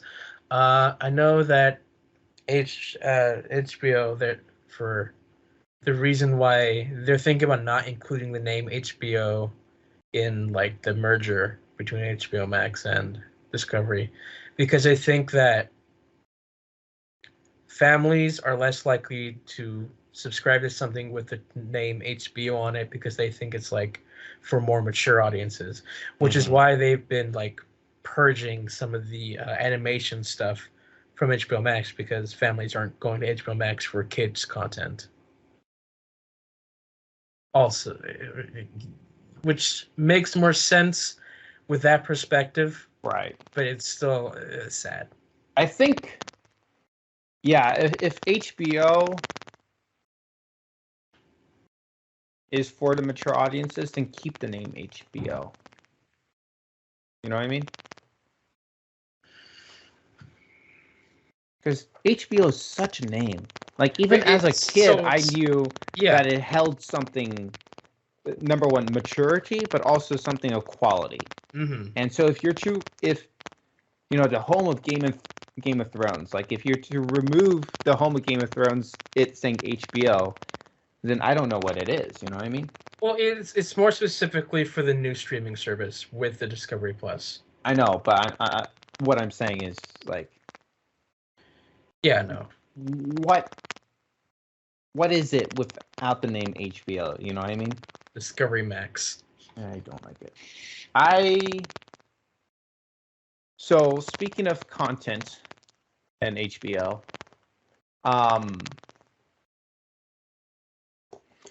Westworld was one of the first shows to get purged off of HBO Max. Yes. And now it's streaming for free on something that you can watch with ads. Tubi, I think. Tubi. So a lot of things have been purged from HBO because of licensing stuff. And I find that very interesting. I've been keeping my eye on this licensing thing. Like Disney's licensing out stuff to other, like Amazon Prime. Mm-hmm. Like not like Marvel popularity stuff, but stuff that people have been wanting to stream. Yeah. But instead of Disney having it on their service, they're licensing it out to a different service. And I've not done a lot of research about it, but I find it very interesting. Just simply the fact of I guess the fact that they find it more profitable to do it that way. Or here's the interesting thing. HBO, I heard. I'll keep this at a rumor level because. No, I won't. Okay, cool. I'm gonna. HBO has. I've not personally seen it, so I don't know how to personally describe it. Mm-hmm. But they've created these free channels. I heard they're available on Roku. I couldn't find them on Roku. Okay. But I think they're also on some other thing like Roku as well. Mm-hmm. These free channels, WB something. There's 10 to 15 of them. Okay. Where it's their content that you can watch for free, but with the content are ads. And then this other rumor that I was going to mention is that HBO is considering making a free service with content that you can watch for free, but with ads. But stuff that's not going to be on HBO Max. And that made me really think. Obviously, like big tentpole names like, Game of Thrones, that's going to cause people to, own HBO Max forever, right? Right. But it's not worth having so much content on there that, your $15 a month, it's not going to pay for that. It'll pay for Game of Thrones, but there's not enough money to pay for whatever show that no one is watching. But for a free service, the advertisements pay for licensing. I find that really interesting. It is, but then again, I don't love ads. I don't love ads either, but again, like even Bob Iger, like, they're cutting back costs because streaming isn't making the money that anybody thought it was going to make. So they're cutting back, $5 billion. Bob Iger said, well, for example, like, I'll use Korea as an example. They were giving Korea a lot of money to produce originals for Disney Plus. Mm-hmm. So an audience in South Korea would have a reason to subscribe for Disney Plus for content that's native to them. But Bob Iger did say, we're gonna slow that down too. It's not making enough money, and major reason seems to be the licensing. Obviously, making the shows is a significant thing, but there's a lot of legacy content on Disney Plus that's not there, and you would think, oh, you should just put it on there, but it costs money to have it on there. It's wild to think about.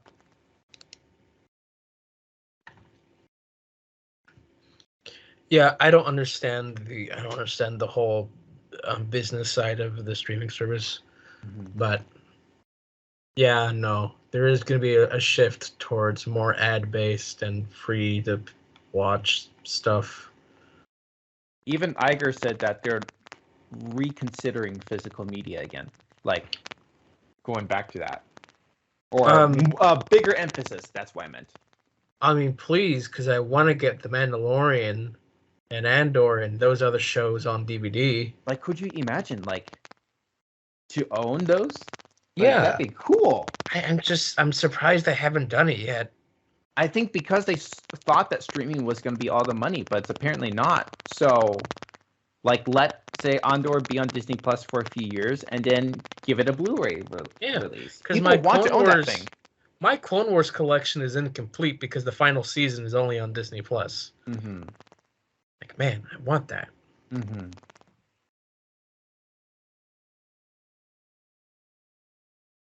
How much of a Harry Potter fan are you? I like it casually, once every few years. Okay. Because I was just thinking about like that new Hogwarts game that everybody is playing. The game that everybody's playing, but then people are so afraid to play and stream it because of the backlash from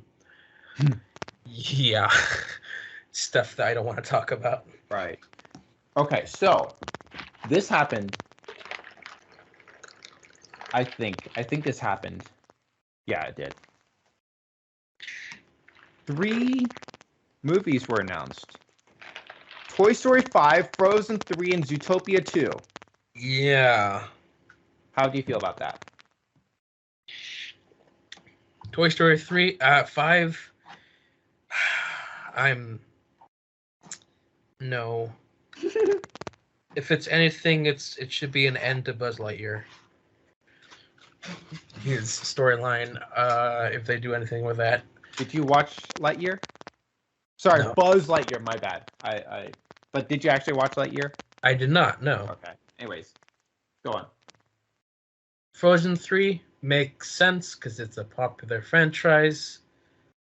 And what was Zootopia 2? Yeah, it was a good first movie. It took them way too long to announce the second one. Mm-hmm. Maybe too long because it's almost 10 years ago. So we'll see. I know it has its fans. I'm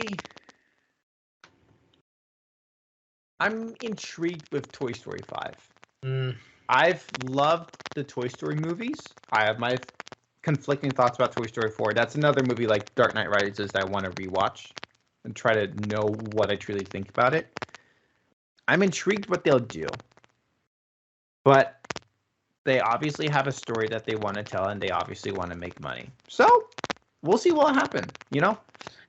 I've never seen the Frozen movies. I think it only makes sense to make another one. Zootopia? You know what? With the shorts, I'd never watched those, but the Zootopia Plus shorts that they put on Disney Plus, I thought that meant no more Zootopia movies. Not that I thought that there was going to be another. Because, like, WALL-E.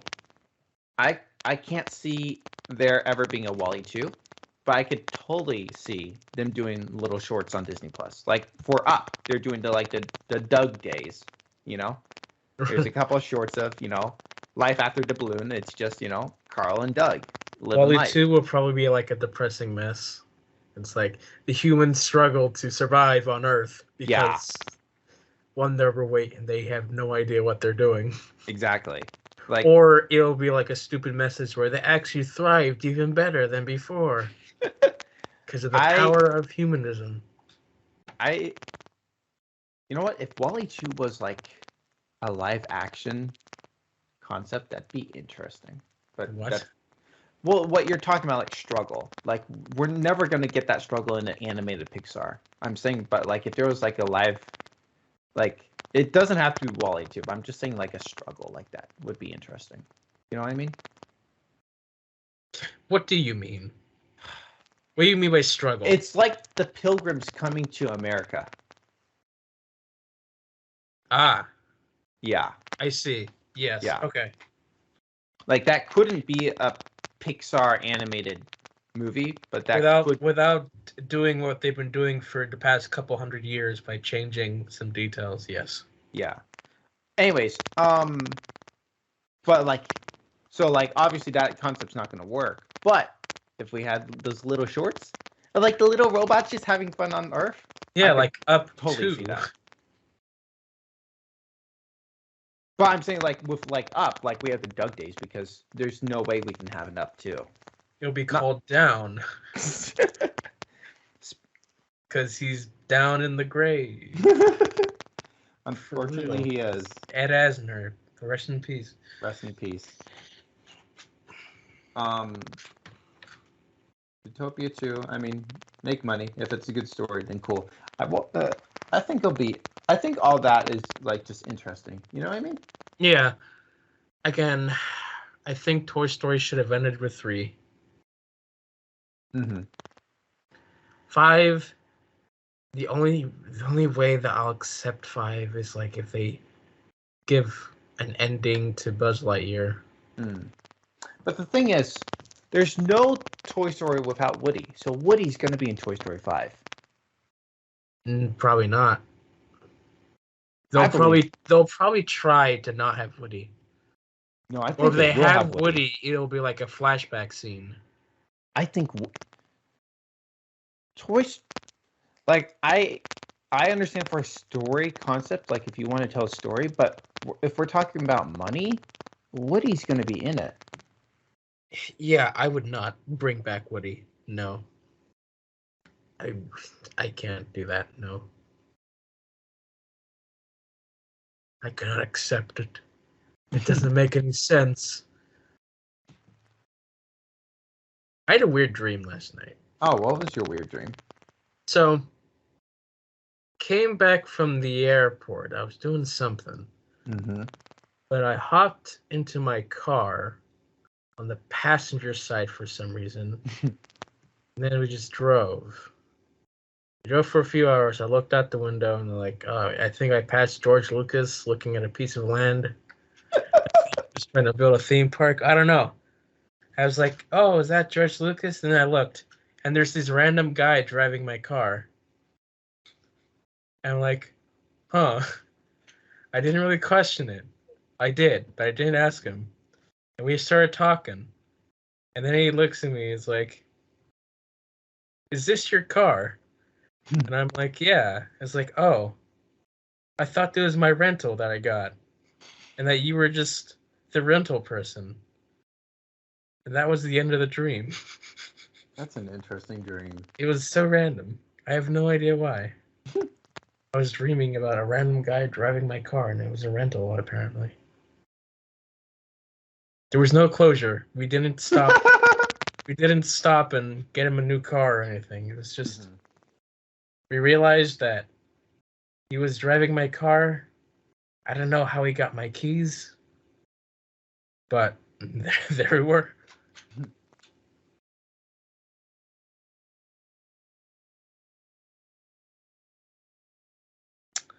Fun times. Yeah, I'm just scrolling to see if there's any news, and I'm kind of coming up short. I'm now looking at something else to see if there's news there. Right, because we'll probably have to push some things next week, like what we watched. Yeah, that'll definitely be a next week thing. Though I don't know what I've watched. I know there's a few things, but I don't know if there's been a lot. You know what I mean? Besides Barbie, I've watched a couple things, but... Oh, wow. So even you. That's surprising to me, actually. Even me? Well, again, I've been doing classes and editing videos, so that's what I've been doing. I guess TV shows. An episode at a time. But it's mainly YouTube stuff that I've been watching rather than streaming stuff.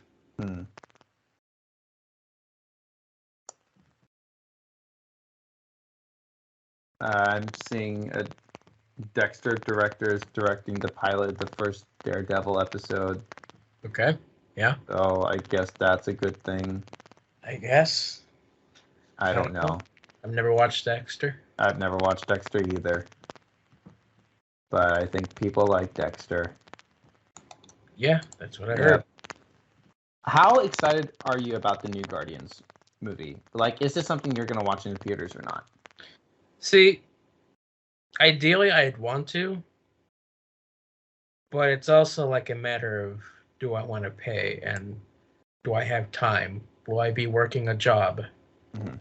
Again, it's June, the month of June, where there's like other stuff that I want to see. But again, I'll probably, I don't know. Mm-hmm. So reportedly, Star Wars has shelved the Feige movie. I saw. Uh, I mean, it's not surprising. The Feige movie was like not talked about for years. Mm-hmm. But what I find interesting is how many things Star Wars has talked about and never followed up on. Apparently, they've also like shelved the Rogue Squadron film, which I'm a bit sad about. Oh. But we'll see. Mm-hmm. I get it. Yeah, I thought that would have been interesting, but I think it's obvious Marvel needs Feige right now. Yeah, I mean, maybe we'll get Rogue Squadron again one day, Mm-hmm. but we'll see. Mm-hmm. They're just trying to make sure that the next film is the right film. I get that. Mm-hmm. How how are you feeling? Oh, so I assume you're watching Mandalorian. I am, yes. How are you feeling about like the current state of Star Wars? I think the current state of Star Wars is fine. Okay. Um, I do like the Disney Plus stuff has been good. There was a bit of a hiccup with Kenobi because of some. Again, it was like it's a film that they turned into a show, and plus, I felt like it needed a bigger budget. Mm-hmm. I guess you haven't been watching The Last of Us, Um, no, No. I've not. but you will. I will. Mhm. Yes. I watched the YouTube videos you sent me about video games, and Oh, I okay. thought it was interesting. And this is one question I thought to bring up. Also, side note, you mentioned going to Broadway. I saw Hamilton a few weeks ago. Okay, That was nice. fun. Anyways, Plus. no. um, Did you go to Broadway? What did you do? oh yeah, no, it was. I think it was one of the touring shows. Oh, okay. So yeah. Okay. Um, so you send me those videos about how immersive video games can be. I don't fully remember what's the content. Okay, of so those there was videos. one video about the structure of video game writing. Yeah, yeah. The other video was how video games are beyond movies in the fact that it's um The very ambitious immersive. one with the I don't love the way it's filmed, but yeah, no. Sorry, what? The kind of a cringy video. Yeah, no. Cringy video? Yeah, no, I don't. You think it's cringe? I think it's a bit cringe Uh-huh. the I way think it's like the guy was presented, but yeah. the details I think are actually worth noting. So I'm thinking about the details. I didn't. Okay. I listened to the videos. I didn't watch them. But Oh yeah, that's fine. So video games being an immersive experience in compares, or not just immersive, but the fact that you are the characters, some things that you can't do with a movie, right? Right. And I thought of this question. You told me that you watch cutscenes of video games. Yes. I also watched the gameplay itself. Oh, you watch gameplay too. Yeah, but like sometimes I'll skip to the cutscenes for the story. So you don't play video games often? I don't have the time, the skill, or the money. The skill part is the fact that made me laugh. Yeah. So if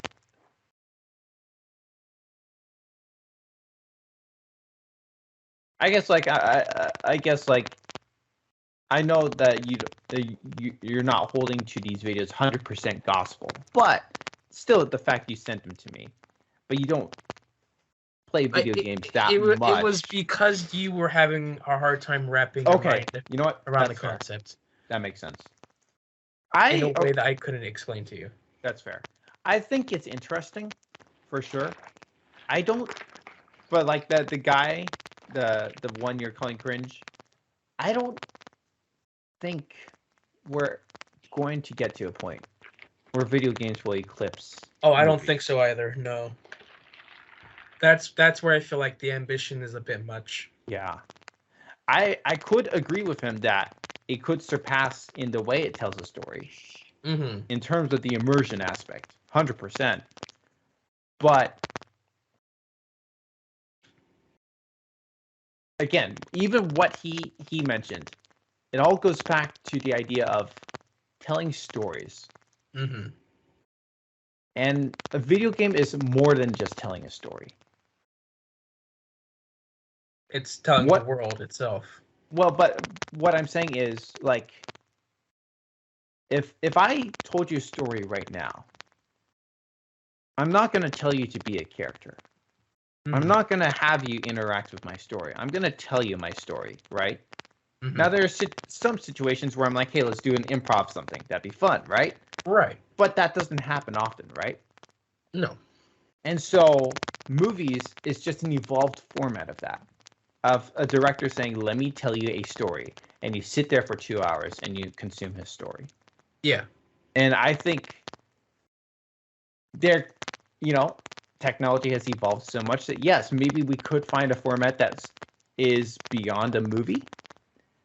But I don't think it's going to be in the form of video games. It will be in the form of dreams. Talk about that. That's an interesting concept. It's an interesting concept because, like, dreams are, like, the things that are so imaginative and they have so much emotion within the dreams that come from you. You're so immersed in the dreams, except when you wake up, you don't remember it.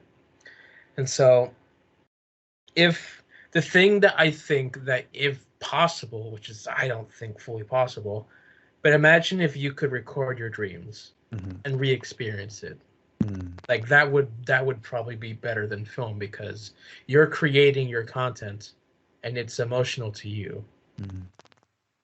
It's like it's your art, essentially. That's really interesting. And that's just wishful thinking. Like, oh, I would love to be able to record my dreams just so I can say, like, oh, is that what I was dreaming? Okay, that's weird. That'd be really interesting. It would be really interesting to see what we dream. Yeah. So I was talking about the writer of Quantumania. Yes. Okay. So he's been doing he should stop doing interviews. He's been doing too many. Anyways, but interview, he said that the poor reviews took him by surprise. And he said, I was in a pretty low spot. I was really sad about it. Oh, the poor guy. Well, I get that. No, I don't. Like, okay, I'm being a little mean. But what I'm saying is, I don't know. Like, there's a reason why people thought it was bad. And yes, I think there's a degree where you wrote a Marvel movie, so that's pretty high totem pole. He probably thought it was a good story. But the thing is, at the end of the day, it wasn't. And nobody told him earlier. Which is sad. Yeah. But, I don't know, like, crying about it in an interview like that, I don't know. Like, I don't... Like, that sounds like the man who wrote the script. You know what I mean? And, like, that just... Yeah, No. Sorry. He's too confident in himself because he's also saying like these poor reviews is not affecting how he's writing Avengers 5, and that pisses me off. Like he's too confident in his writing abilities, and he thinks Avengers 5 is going to be a masterpiece, and he keeps talking about it or whatever. Just like, shut up. Sorry, that's all I want to say. What were you saying? Another thing that I did is that I submitted a radio drama script for a competition. Oh. So I remember, I don't know if you remember, but like I wrote the radio drama for SonicCon a couple years ago, Mm, and the idea of the Shoulder Devil like made in real life, imagine, or the Bibleman okay. villain. So was that the one where we had 3 people read their scripts? Not 3. It wasn't. We had actors playing the scripts, and then Phil Lawler, Katie Lee gave their thoughts about it. Was that? It was made for that, but it never got made into that. Right. I know it didn't, but I was. But that was the script that I wrote for. Okay. But yeah, no, I entered the competition. I actually like got into it like very last minute because as soon as I found out about it, I only had a few days left when it was announced months. So I had a few days to write like 50 pages. So I just started with the 20-page thing I already wrote and stretched that out and submitted that. I don't love the way that script turned out because I don't think it was meant to be 50 pages. Right. But I did what I did, and I submitted it. I don't expect it to go far, but I did it. Mm-hmm. Well, good luck. Good luck. Also, it was for the BBC, so wow. Yeah, that's also why I'm like, I don't think it'll go that far because. Well, I take back my luck. I'm kidding. No, good luck, but that's a high bar. Wow. It is a high bar. But at least I did something. Yeah. So good. Mm-hmm. Fun. Great. Wonderful. For Wunderbar.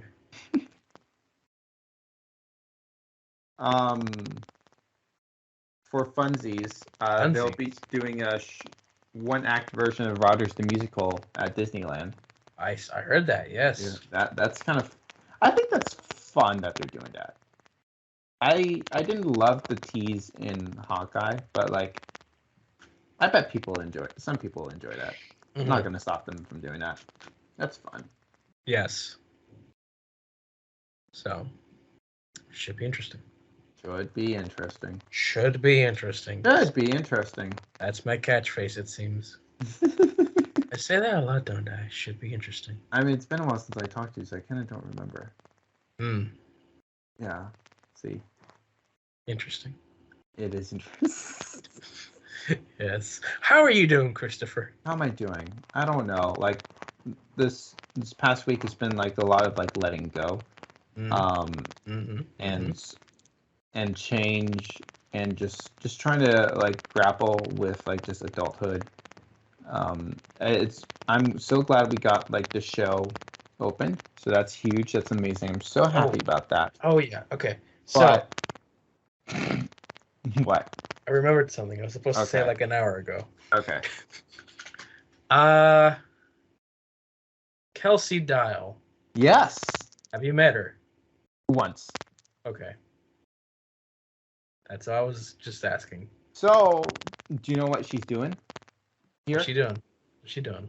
She's one of the backups for Esther. Yes, I heard something about that. That's huge. Like, yes. I'm not saying that's...